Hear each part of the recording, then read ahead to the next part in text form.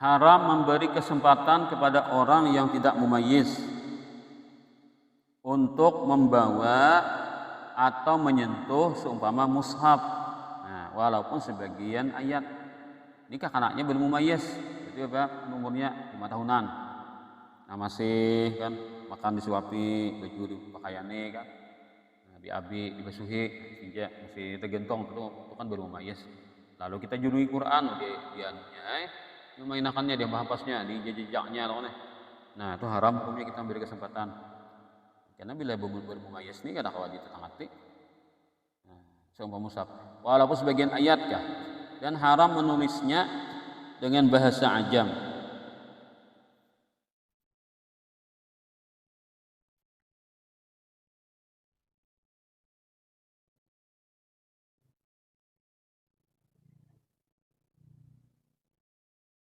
Jadi Quran ditulis dengan bahasa ajam, ya namanya translate. Nah, kita ini di pasaran kan banyak di translate, padahal di kitab Fathul Muin haram translate.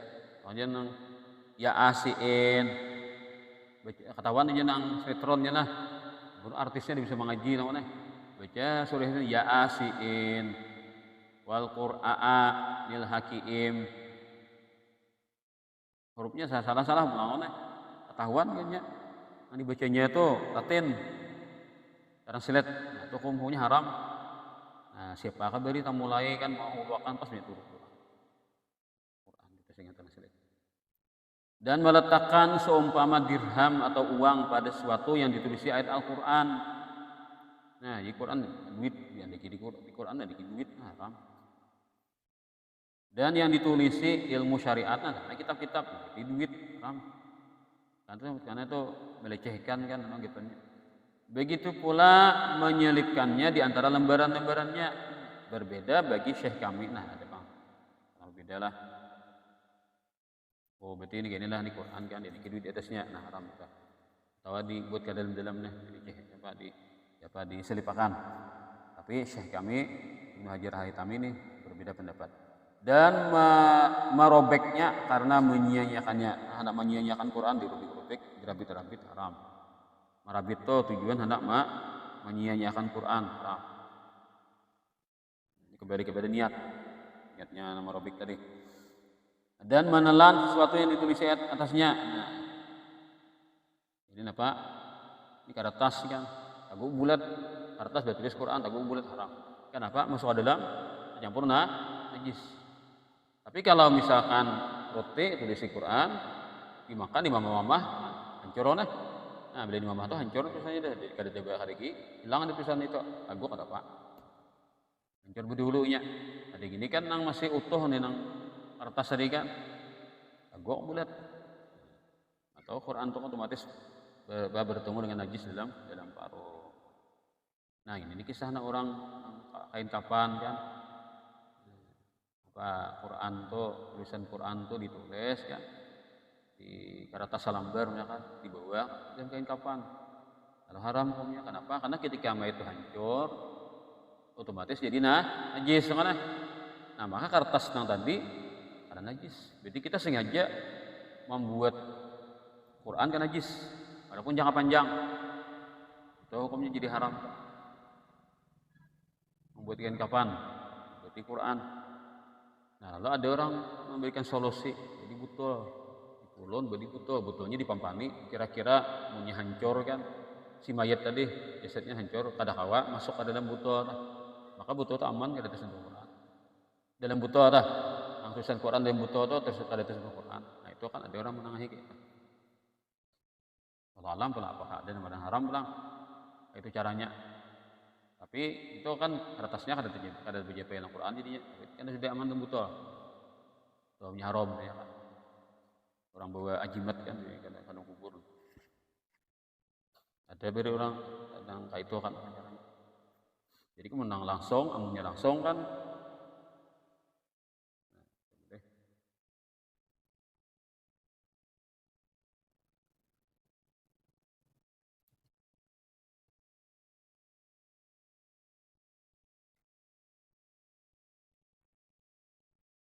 Tidak haram meminum air leburannya. Jadi kan kayak kita diskusi apa, nah album Samer, nah assalamualaikum warahmatullahi wabarakatuh tulis di piring, lalu kita kembali banyu lebur kan, nah kinom leburnya, itu ada lagi itu, Quran seutuhnya, nah tulisan Quran seutuhnya sudah hancur, makan berkahnya, apa yang tak. Dan haram mengulurkan kaki kepada mushaf selama tidak berada pada tempat yang tinggi. Nah, ini kan berarti muncul. Kan di sini, kita sini kan bintang apa? Ini nang langsung Quran bintang berarti kita muncul ke haram.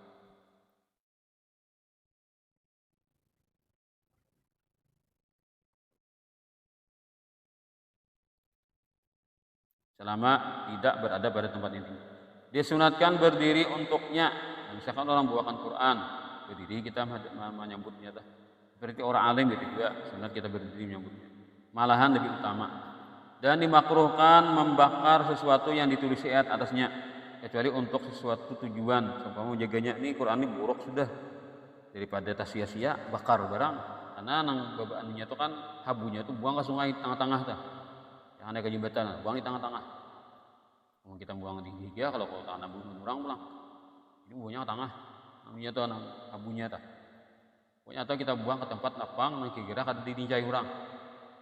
Kita tengah kebun kan misalnya, kira kada ditincai atau kada pati di jalan ini. Nah, itu kan supaya jangan terhinakan. Nah itu kan tujuan untuk menjaga, boleh dibakar Quran tadi. Karena Quran wah ini kan kadang kadang dihapus, dirandom kabinnya kada hilang. Kalau Quran bahari kan, nah kayak printer kan, print kan, gitu kada banyak lunturnya Quran bahari. Tetapi membasuhnya lebih utama darinya. Nah, zaman dulu tinta pada kertas mudah diluntur apabila terkena air. Mudah luntur bila terkena air. Kalau kita wah ini kan harat benar dah kualitasnya. Kertas mariket di tulisan tinta mariket di kertas ini kan kadang kala dibasuh hilang. Kada dibakar. Nah, ini lain sudah. Jadi dibakar aja kan Quran buruk itu dibakar, niatnya untuk menjagakannya daripada tersia-sia. Diharamkan dengan sebab junub berdiam di masjid. Nah, di masjidnya junub, walaupun diambilnya itu hukum makan masjid juga. Membaca Al-Quran, walaupun alif lam mimnya dibaca. Ini baca Quran haram bukan junub dengan niatnya nih. Ini baca Quran. Walaupun sebagian ayat dengan sekira-kira dia memperdengarkan dirinya. Nah, yang kami Bismillah kan baca bis, ini baca Quran karena haram. Walaupun dia anak kecil, si junubnya nih. Nah, jadi si kata kawale tadi kan mengaji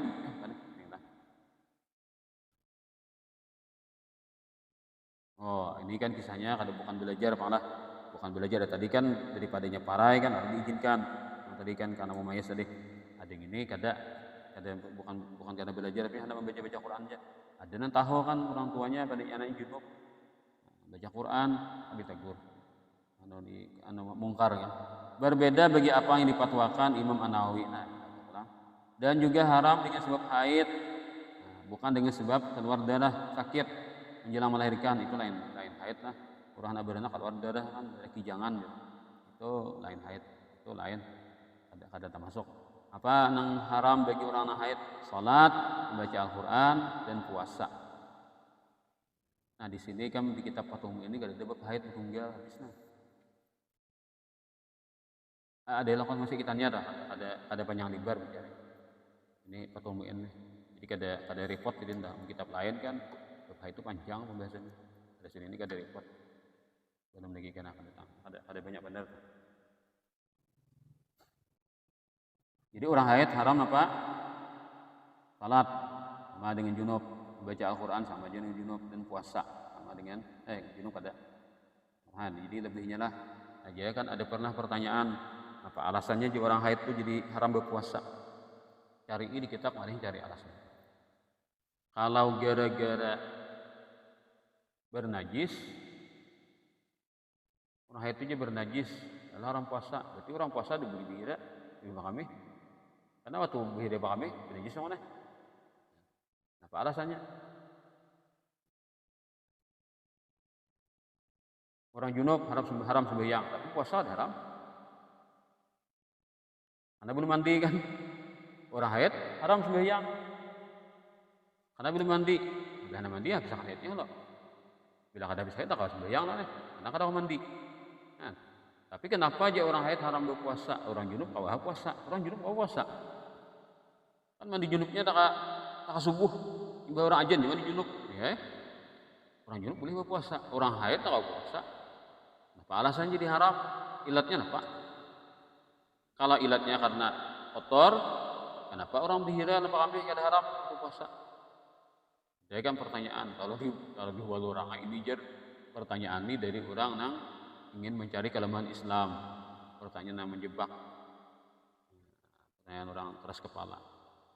Jadi keharamannya itu ta'abudi kan, arti ta'abudi itu perkara yang kita mungkin kita memikirkan secara akal nih, secara lahiriah kita ada kauman gitu. Kalau kan orang haid haram sembahyang karena najis, jadi orang ya najis. Orang itu kan najis. Kalau kata sembahyang wajar kan, logikanya masuk. Tapi ketika dia haram puasa kenapa? Nah, lalu ta'abudi, arti ta'abudi itu kan dasar larangan agama sudah. Orang haid itu haram berpuasa. Jadi harus dicari gitu alasannya. Ada yang kedua alasannya kenapa orang haid itu kan awalnya lemah. Kalau berpuasa, puasa itu pun membuat lemah. Nah, akhirnya terkumpul dua yang melemahkan. Islam itu tidak datang untuk menjadikan pembeloknya itu menderita gara-gara mengamalkan aturan agama. Nah, sehingga dilarang, kalaunya dibolehkan wanita haid tidak puasa, tetap puasaan beginian. Nah, ini ada yang cakah loh nih, tahan aku puasa aja. Padahal merugikan dalam kesehatan kalau diteruskan berpuasa. Nah, lalu karena Islam itu sayang dengan pengikutnya, pembeloknya, lalu diharamkan wanita haid itu berpuasa. Walaupun ia tahan juga. Itu nang tahan itu kan ada seberatan. Jadi nang sesuatu nang jarang tuh kada dianggap sebagai standar. Maka pukul rata badan haram minian haid itu berpuasa, malahan kada sah. Nah, kita wajib mengqada puasa, bukan salat. Nah, kalau puasa sebulan kan tak hutang. Jadi kada hutang. Tapi kalau salat seminggu parai kada sah diqada. Amun diqada kasihannya. Saya binian noleh sama ada pekerjaan rumah macam kesibukan tambah mengqada sembahyang sebenarnya lalu sembahyang kada di qada bikin keringanan. Tapi kalau puasa di qada karena puasa itu kan ada hitungannya nyaman aja 30 hari atau 29 tidak bisa tahun. Malahan haram mengqadanya. Nah, mengqada sembahyang pada haid itu hukumnya haram menurut pendapat yang aujah atau terkemuka. Nah, 24 diharamkan atas orang yang junub itu 6 perkara: salat, tawaf, menyentuh mushaf, membawanya, berdiam di masjid, membaca Al-Quran, berdiam atau berbolak-balik di masjid. Nah, kalau lalu aja apalah, masuk lawan sini kalau lawan sana tanpa singgah apa. Dan membaca Al-Quran kecuali kalau tidak meniatkan membaca Al-Quran, berarti membaca basmalah sebelum minum maka tidak apa-apa. Ini kan niatnya zikir. Dan diharamkan dengan sunnah haid 10 perkara. 6 perkara di atas ditambah puasa, tolak bagi suaminya jika ia sudah mewataknya. Ada hubungan suami istri lalu ditalak, hukumnya haram. Bini tak. Jadi orang talak nak kada haram itu, bini itu kada diwatak dulu. Imbahnya habis haid kada diwatak. Hanya dia ditalak. Itu talak nak kada haram. Paham lah. Ini bini ini kan kawin lah. Setahun nak kawin lah. Kali kan. Kali rancangannya. Lalu ini ada tang bulan. Paratan tang bulan ditalak, ini haram. Paratan tang bulan ditalak oleh suaminya haram. Talak bini tak. Nah, atau sudah habis haid, lalu diwatak lah. Nah, sudah habis masa haid diwataknya, ini diwatak hanya disariki diwal kan, bakalahian talak haram juga. Jadi nak ada haram ya Pak, habis akan masa haidnya, ketika dia masa suci disitur baatur talaknya, supaya ada haram. Jadi yang ngaran talak itu baik bukan karena emosi, tapi kan talak gedban itu kan ada yang mengadakan tetap haram. Kenapa? Karena orang ini kadang mengontrol diri. Pada ini kan talak itu dua, ada talak bad'i, ada talak sunni. Bila talak bad'i itu sama talaknya gugur, tambah haram. Itu kan. Kalau talak sunni, talaknya gugur, tapi kada haram. Jadi orang menalak itu memang dengan perencanaan yang matang, sudah kan. Ada asal-asalan itu maksudnya kan dalam beragama. Atau sucinya dan mungkin hamil istrinya darinya. Nah, mungkin hamil ini diwatak kan. Maka karena mungkin hamil hukumnya haram. Kenapa? Karena kalau ia hamil maka iddahnya sampai 9 bulan. Ya kan dia hamil sampai melahirkan ya habis iddah. Kasihannya kan menunggu masa penungguan, masa iddah tadi. Ada anak laki memang anak bini kawin biasa kurang. Mana yang aneh? Habis dah hubungan dengan bini nang tadi dulu. Ada bini tak awal itu ada habiskan masa iddah. Jadi kan menunggunya 3 kali suci kan. Bila 3 kali suci itu ternyata ada hamil, hanya awak kawin. Ada lo kan memanjangi jadi. Bila perhatian haid karena talak panjang masa iddahnya. Nah, bila waktu suci ditalak masa iddahnya terhandap dibanding lawan masa haid. Nah, lalu kan ketika haid ditalak nih, maka gara-gara itulah maka ketika haid ditalak hukumnya haram. Ketika imbah diwata ditalak hukumnya haram. Kenapa? Usianya hamil 9 bulan masa iddahnya. Jadi nang kada haram tuh ketika ini masa suci, tapi kada diwata. Ketika talak terjadi maka suci kan, haid suci. Sudah. Masuk haid ketiga sudah. Habis dah masa iddahnya. Jadi dihitung suci nang waktu ditalak tadi. Lalu masa iddahnya ada panjang. Jadi kan bidannya berhak juga kan, bahagialah. Kan? Jadi kan bidan berhak bahagia kan. Jangan lelakian aja menang surangan mana.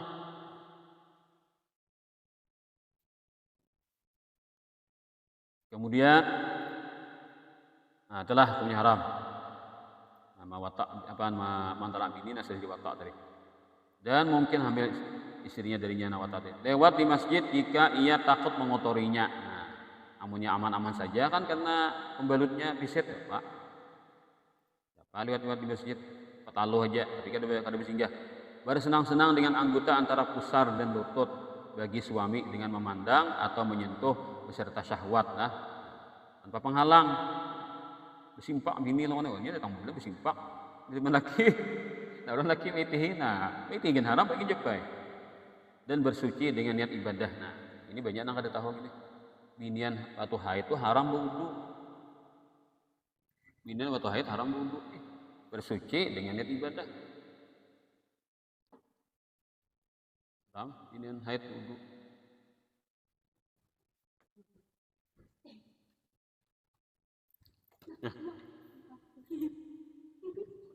Nah, itu haram parahatan haid wudu. Ibadah lain kan ada besuh aja, basuh tangan kan kalian ibadah apa? Bila niat kang ibadah, wudu anak guring di wudu aja. Kan kemudian ibadah tak? Ya haid haram. Kenapa? Karena haid itu batal wudu. Kan haid itu kan keluar sesuatu dari kepala batal wudu. Berarti mau hulot ibadah itu dihulutnya kan kita batal tadi apa ibadah kita. Jadi nang ini ada di kitab ini mana kamu ambil lah, entah di anaknya kamu ambil atau kitab lain jelas itu ada di kitab Fathul Wahhab apa at-tatahhur ini itu ibadah bahasa Arab. Kalau di Fathul Qarib ada tersebut yang jelas haram bagi orang haid. Ini adakah aman berkenaan dengan surat Yasin 36 atau berapa?